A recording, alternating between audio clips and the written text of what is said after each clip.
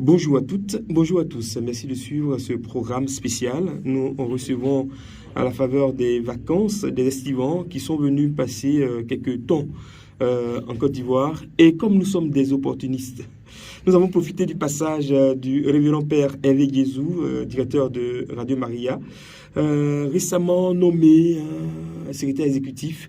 On aura le temps de le recevoir en son temps. Pour parler donc de sa nouvelle fonction, mais pour l'heure, il nous fait le plaisir et l'amitié de nous présenter à ses amis touristes qui sont venus nous voir. Ce sont des étudiants, hein, et puis le père Hervé est avec nous. Bonjour mon père.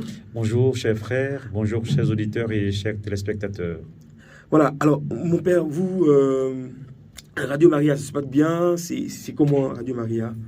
Alors, depuis 2011, je suis à la tête de Radio Maria Côte d'Ivoire dans le diocèse de Yamoussoukro.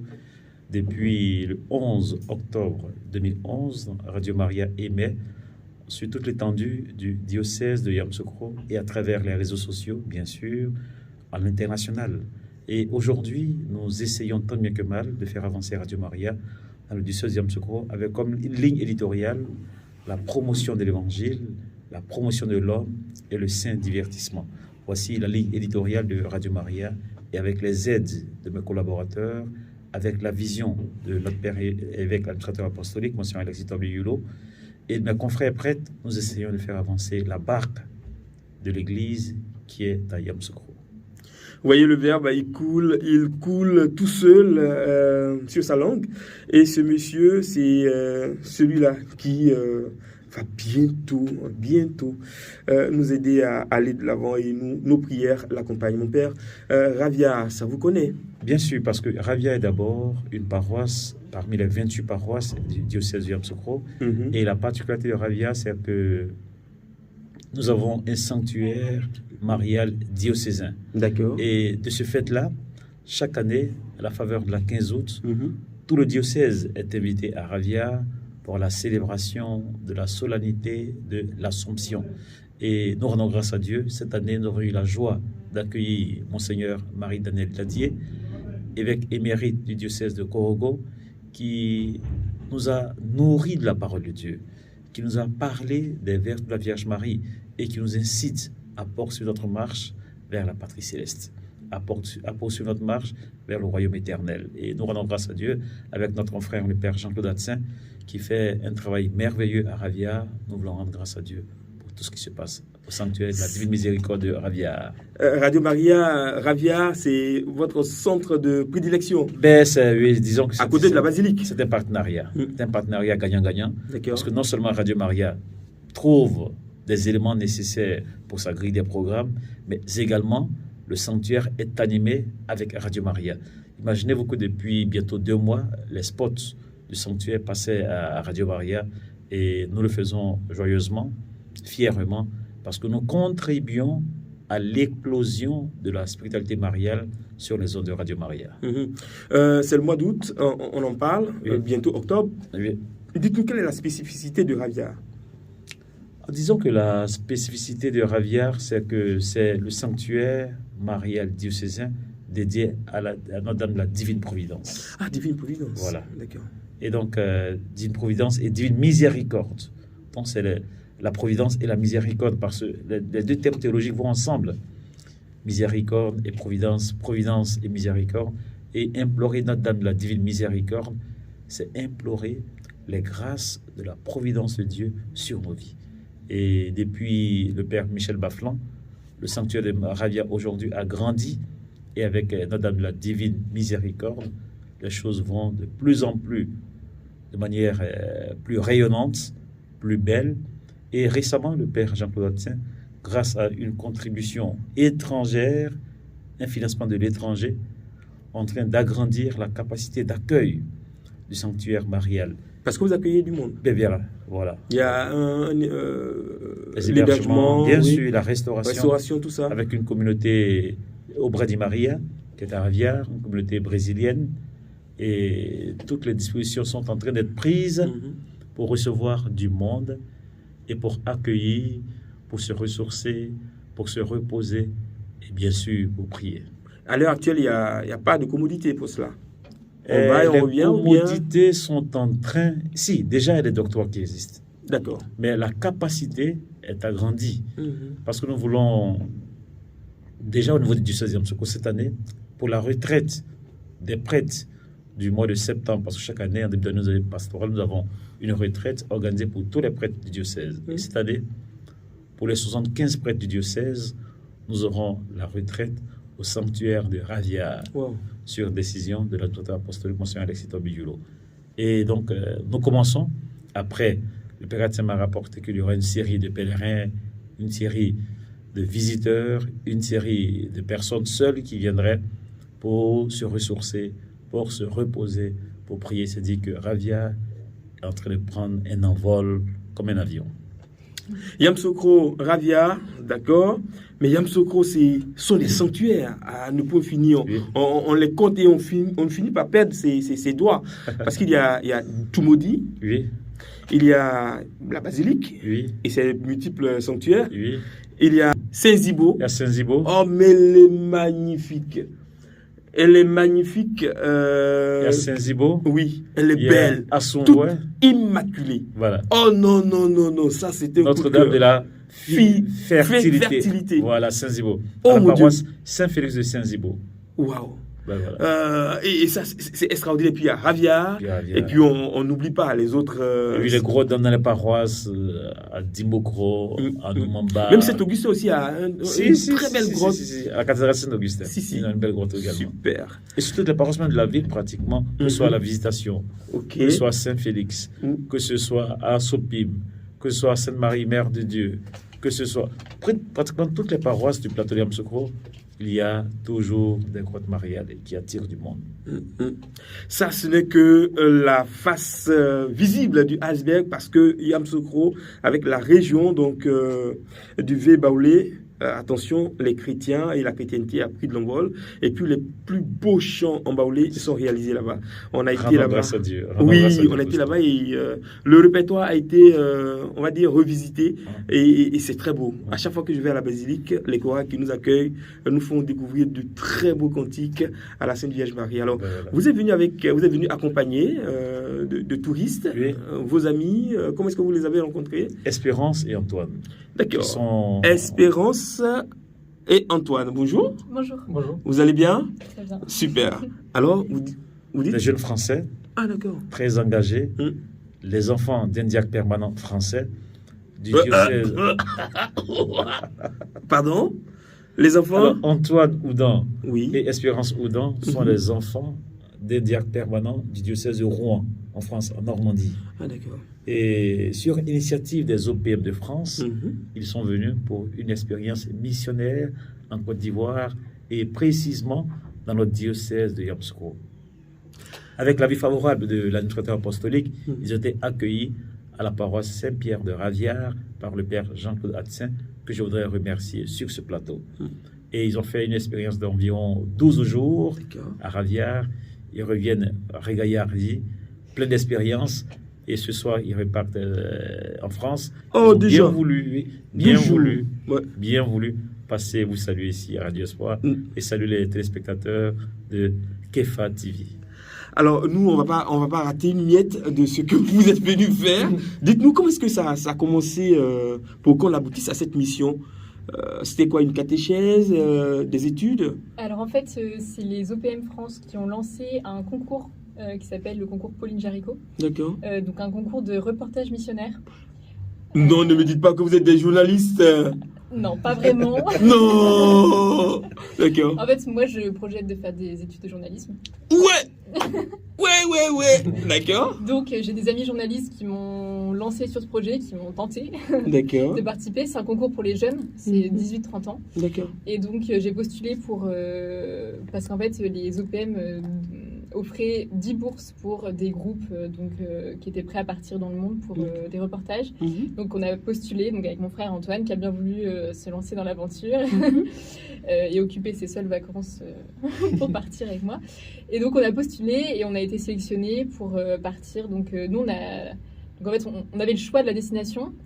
Et nous, on était pas mal en lien dans la paroisse de Caen de nos grands-parents avec le père Jean-Claude Embra, qui vient du diocèse de Yamoussoukro, qui nous parlait beaucoup de son pays. D'accord. Et donc, on en a parlé avec lui, il nous a mis en lien avec le père Hervé, c'est comme ça que ça allait très vite. Et donc voilà, donc on a eu la grâce d'être sélectionnés pour partir. Et donc voilà, on est parti 3 semaines. Donc le but, c'est de ramener un reportage. Donc fin septembre, on doit rendre un reportage vidéo sur l'état de la mission en Côte d'Ivoire, ce qu'on peut en apprendre, ce qu'on y a découvert. À travers l'exemple de Ravia. À travers l'exemple de Ravia, donc c'est spécifique. Voilà, c'était l'idée du père Hervé de nous envoyer à Ravia. Parce que selon lui, c'est vraiment un pôle de mission très actuel. C'est vraiment, il y a encore beaucoup de défis là-bas, beaucoup plus que dans les grandes villes peut-être de Côte d'Ivoire. Donc c'était vraiment l'idée de se plonger dans la réalité de la mission. Et on a été très chanceux, on a été très bien accueillis et on a découvert beaucoup de choses. Vous n'avez pas vu, il est bien parti, sa prochaine thèse de doctorat sera sur Ravia, ce monsieur. D'accord. Alors, Antoine? Oui. Alors, et vous? Elle a dit, elle vous accompagne en fait. Mais bon, vous m'avez l'air déjà bien investi dans la chose. Qu'est-ce que vous étudiez à l'origine? Alors, moi, je suis moins axé journalisme. Je suis dans les transports et la logistique. D'accord. C'est en étudiant en fin d'études.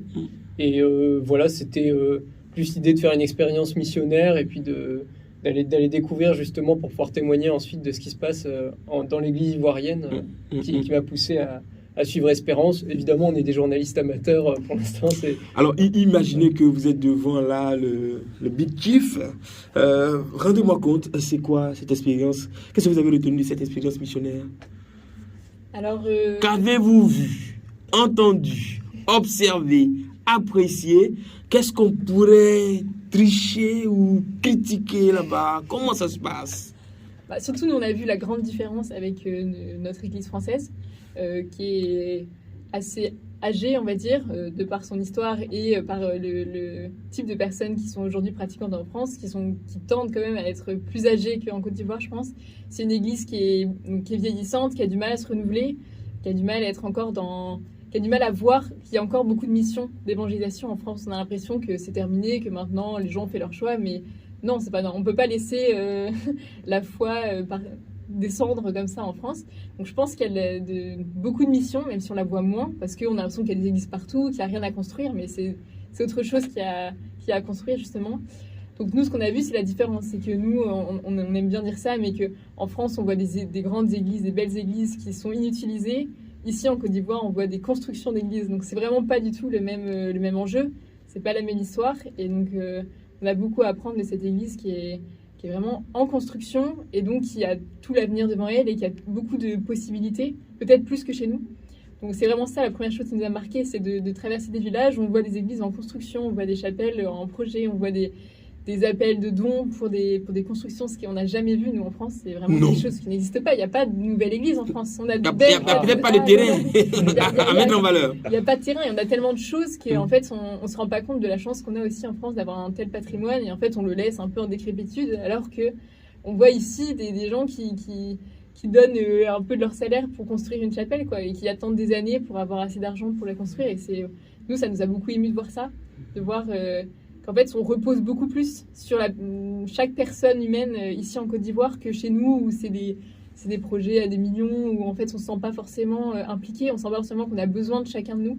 Donc ça, c'est ce qui m'a vraiment marqué, en particulier à Rabiar, qui est une toute petite paroisse, et le Père Hattin a vraiment ce don de montrer à chaque petite personne de la paroisse qu'elle compte, et que son don compte, que sa personne compte, qu'elle peut œuvrer...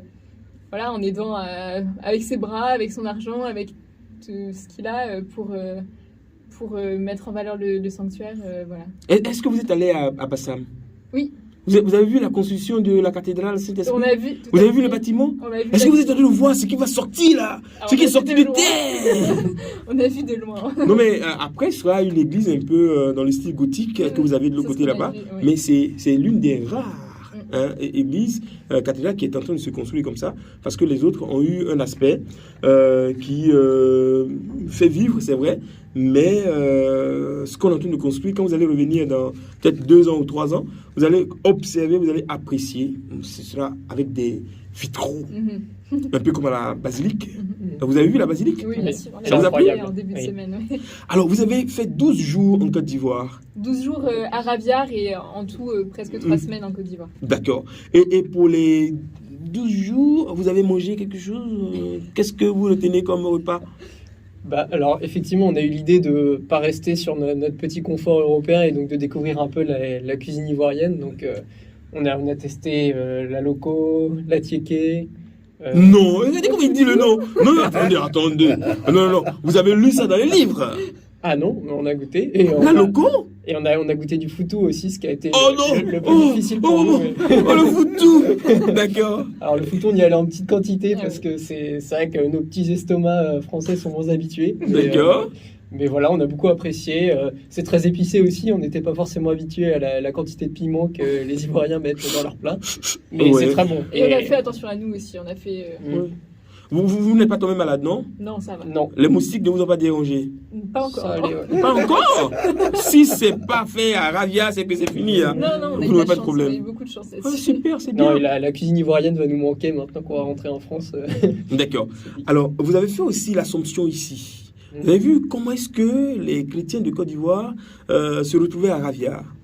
Alors oui, ça nous a impressionné de voir que donc ce sanctuaire qui est assez jeune quand même attirait des gens de tout le pays et même il y avait des gens un peu de Ghana, du Mali il me semble. Et voilà, de voir que justement ça avait de plus en plus de succès. Le curé, le père Atsin et le père Joseph qui est vicaire nous disaient que chaque année il y a de plus en plus de monde. Et donc voilà, c'était impressionnant de voir toute la ferveur qu'il y a autour de ce sanctuaire qui grandit et qui s'est rempli, alors que quand on est arrivé 10 jours avant, il y avait personne. C'était vide. C'était en travaux, on assistait à la préparation. Et là, quand on est arrivé donc dimanche soir pour la veillée, on s'est retrouvé à un endroit noir de monde avec des gens partout sur le moindre relief pour voir l'esplanade. Et c'était émouvant aussi de voir les 15 jours avant, parce que on était là pendant les 15 jours avant la fête de l'Assomption, de voir toutes les petites mains qui s'affairaient à tout préparer. On a vu les prêtres en ébullition, avoir des appels tout le temps. On a vu tout le travail qu'il y a derrière. Le stress. Voilà, et qu'on voit peut-être pas quand on vient juste comme pèlerin pour une nuit, mais on a vu tout ce qui se passait avant et c'était beau aussi de voir ça, de voir comme tout le monde était rempli de joie à l'idée de cette veillée, comme on priait pour qu'il ne pleuve pas. Il y en a eu un petit peu de pluie, mais pas beaucoup. Ouais. Donc c'était beau aussi de voir toute la partie avant, en fait. C'était vraiment la préparation matérielle, mais aussi la préparation spirituelle, préparer son cœur à tout ça. C'était très beau, quoi. Donc, voilà. Du coup, être église, on n'oublie pas tout ce qu'on apprend à l'école, les projets. Ça, c'est un projet Assomption. Oui. Et à chaque fois, il y a projet Pentecôte, projet Annonciation, projet Pâques, projet Pentecôte. C'est dans la continuité de l'Église. Parce que l'Église, c'est pas projet qu'on avance. On a le temps de l'Avent qui vient préparer décembre pour Noël. On a le temps de Carême qui vient préparer Pâques. On a le temps avant qui vient préparer, en fait, le temps de Pâques qui vient préparer la Pentecôte. Il y a toujours le projet. Donc, pour ceux qui pensent que aller à l'école et ne pas s'attarder sur ses études, et puis devenir prêtre ou bien devenir vivre comme ça, et ils se bourrent. Parce qu'on a tout ce qu'on apprend à l'école dans la vie active, même dans la foi chrétienne. Ceux qui viennent de l'Angleterre qui est là, traverser tous ces continents pour venir faire échauffement. Je suis venu toucher la profondeur de Dieu avec le Saint-Esprit. Alors nous allons prendre ce cantique. J'espère que le pianiste va vraiment aider le cœur pour venir, s'il vous plaît. À la ponta va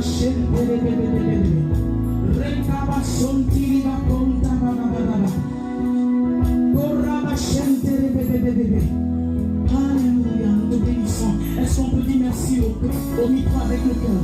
Est-ce qu'on peut dire merci au Saint-Esprit? Je peux dire merci au merveilleux Saint-Esprit.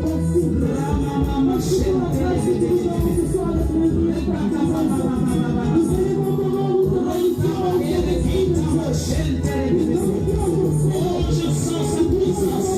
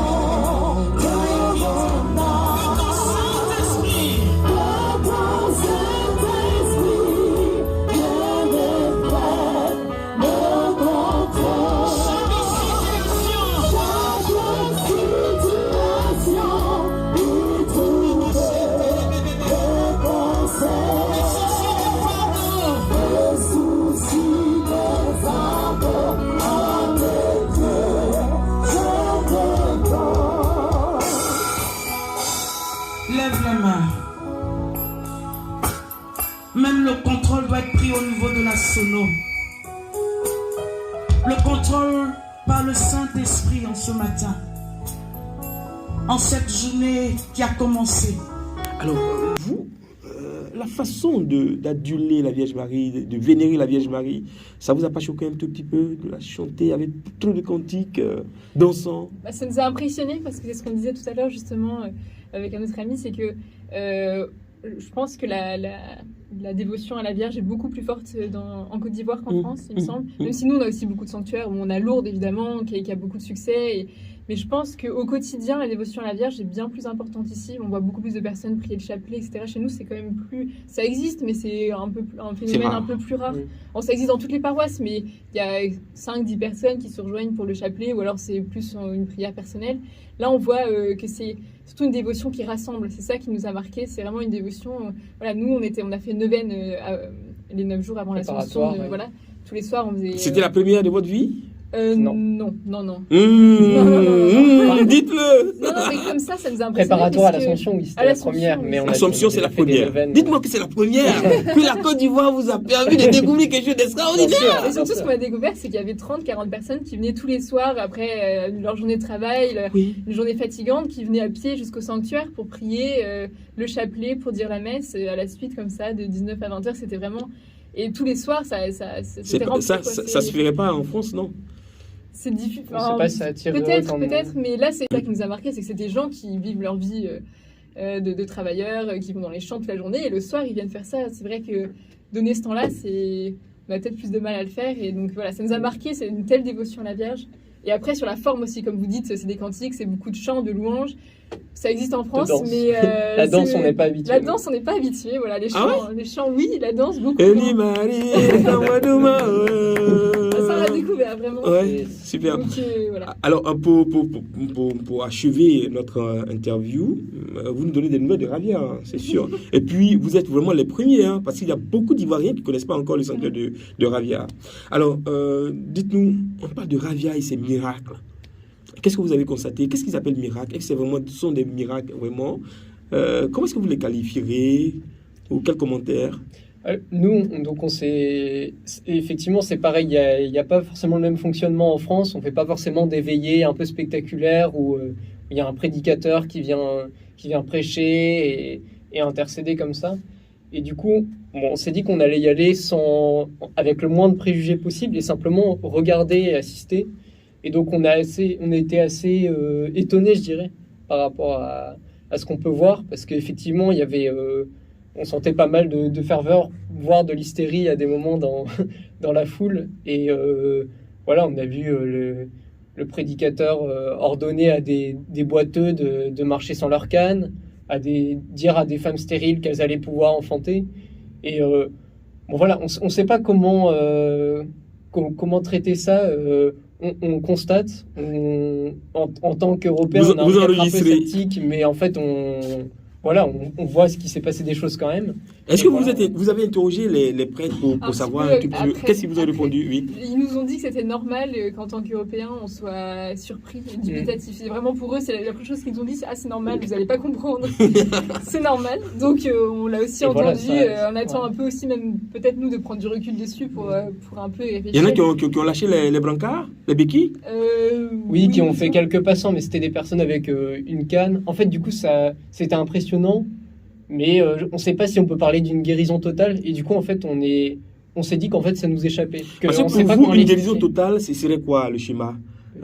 La personne s'en va, elle revient, elle repart pas avec sa canne, elle marche normalement. D'accord. Et puis après, elle va voir son médecin pour revérifier, pour pas voir. Forcément, non, pas forcément, mais c'est vrai qu'en fait, nous, au moment de la veillée, on était assez bien passés, on voyait bien. Mais donc, on voyait les gens faire quelques pas, voilà, c'était impressionnant. Mais est-ce que derrière, en rentrant chez eux, ils pouvaient vraiment marcher? On n'en sait rien. Donc, on veut y croire comme toutes les guérisons.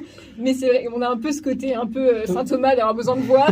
Vous avez 2 semaines, on dit habituellement, oui, c'est un coup monté, ils se sont préparés.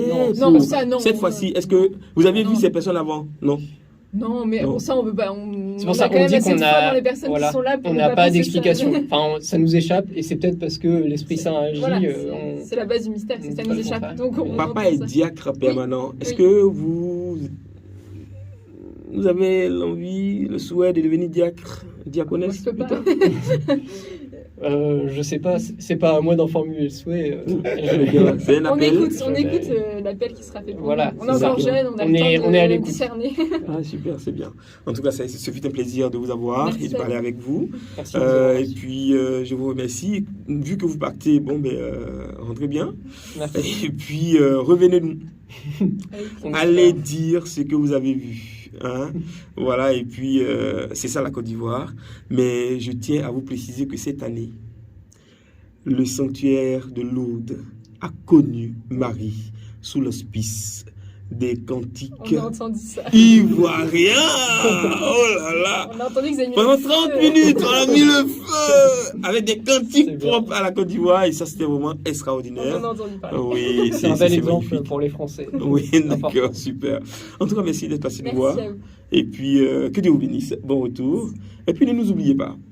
N'oubliez pas, si vous n'oubliez pas le Père Adsin, vous ne nous avez pas oublié. Si vous n'oubliez pas le Père Hervé, vous ne nous avez pas oublié. Et puis, bonne continuation. Merci. Merci.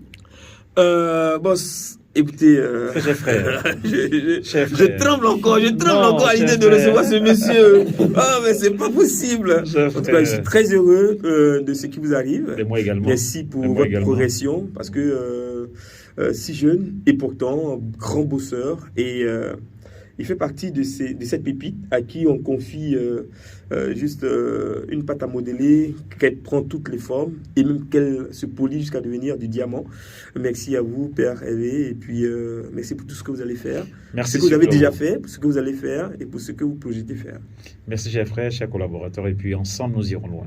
Je suis Alléluia. convaincu qu'avec la force de Dieu, Ouais. avec nos potentialités individuelles, avec la bonne volonté, nous irons encore plus loin. Et je compte beaucoup sur chacun de vous, sur chacun des collaborateurs de Radio Espoir, de toutes les radios confessionnelles de notre pays, de Ecclesia TV, et bien sûr de Radio Espoir, et même toutes les web TV.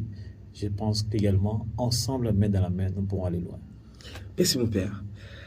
Frères et sœurs, il arrive, point d'interrogation.